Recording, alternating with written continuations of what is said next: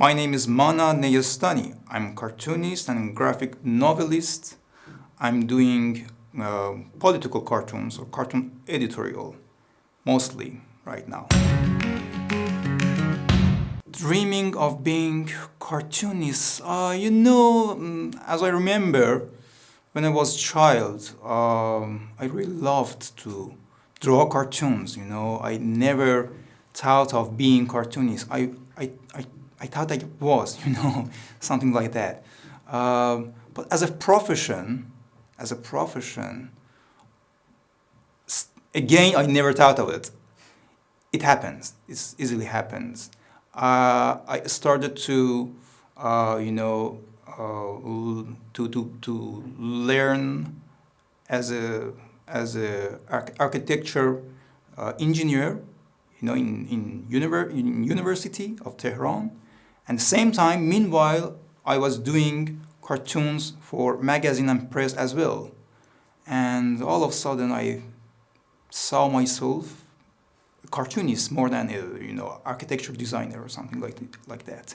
I continued to draw cartoons. I stopped, architecture designing. I never practiced that. I became cartoonist. It was complicated case. I made a graphic novel, 200 pages, to explain how it happened, and a lot of details, a lot of paradoxes in the case. In short, it was because of one of my drawings for children. It wasn't a political cartoon or political drawing or anything like that. It was a children drawing, illustration, and it made some misinterpretation. So because of discriminations, dictatorship, and everything in Iran, part of the people of Iran, an ethnic of Iran, the Turks of Iran, I can say, we call them Azeri people. They took one of my cartoons as kind of insult. They thought that it's kind of insult for them. And I think they used it as a pretext to come to the streets to show their anger toward the authority against the discrimination and everything. So the government, the regime, put me in jail immediately. And after 3 months, they released me for a short time and then used the short time of releasing to leave my country. I'm happy that I'm here and it's friends, but it wasn't a matter of choice. I tried to get some help from different embassies. First, when I left Iran, I went to Dubai, Emirate. And after that, after 2 months, I went to Turkey, Ankara, Istanbul. I went to Netherlands embassy. I went to France embassy. I went to Canadian embassy, and all of them rejected me, probably because they wasn't sure about my case. It was a complicated case. In short, nobody helped me in that time. I went to Malaysia, Kuala Lumpur, and spent 4 years there. And after 4 years, again, I asked some organizations, some human rights organizations and NGOs to help me, like Reporters Without Borders. And finally, it was a small NGO called Ikorn, based in Norway. They helped me. They accepted me as a candidate. And it's a network of the cities in Europe that become the host of the people, the author and artists in danger for 1 or 2 years. And I remember that Paris started to be one of these cities with my case. Paris accepted me as a special guest. So they invited me, and I came here to Paris, and then I asked for a refuge. It depends.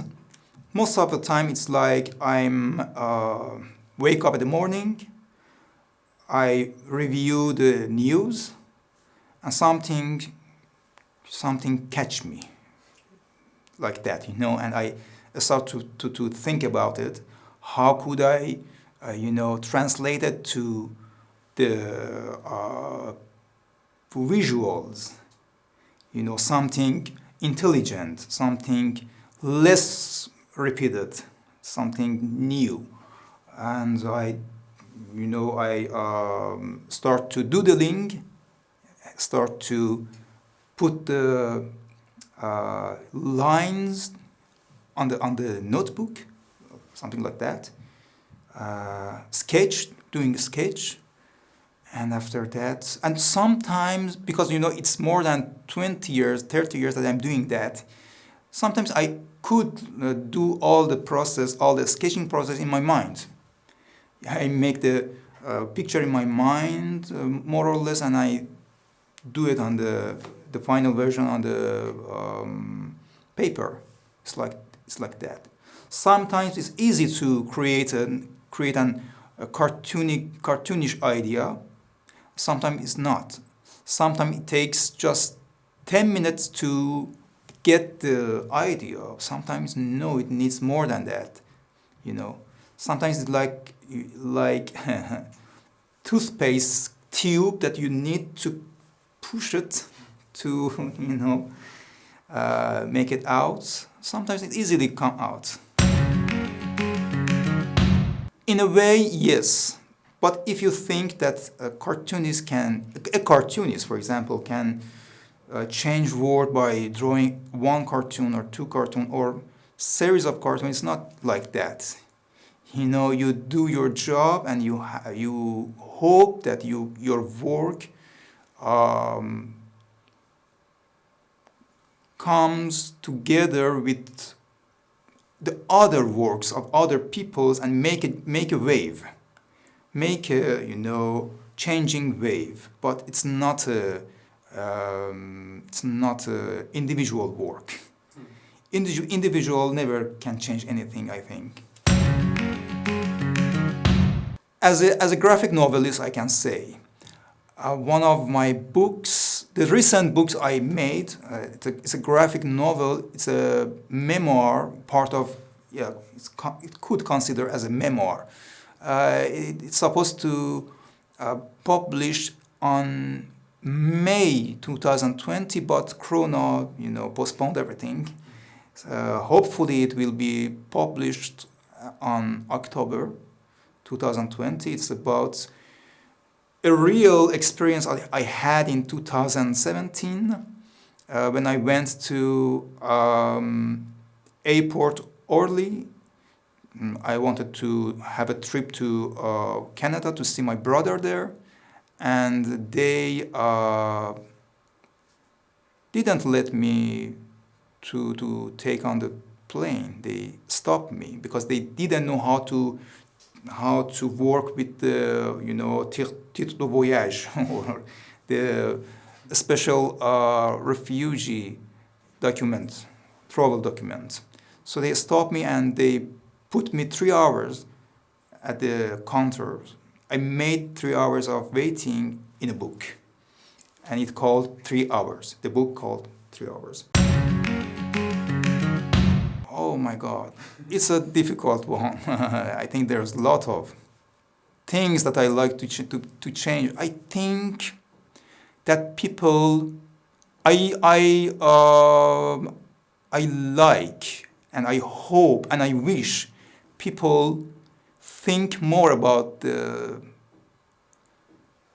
everything, about the surrounding, about the happening, not only following the other person's, the other person's talking and beliefs and everything without any thinking. Really think about the situations. It's hard to explain. Don't be just a follower. In short, I can say, don't be a follower. Try to be a thinker. Yeah, sure. Thank you Why so not? much. Okay, yeah.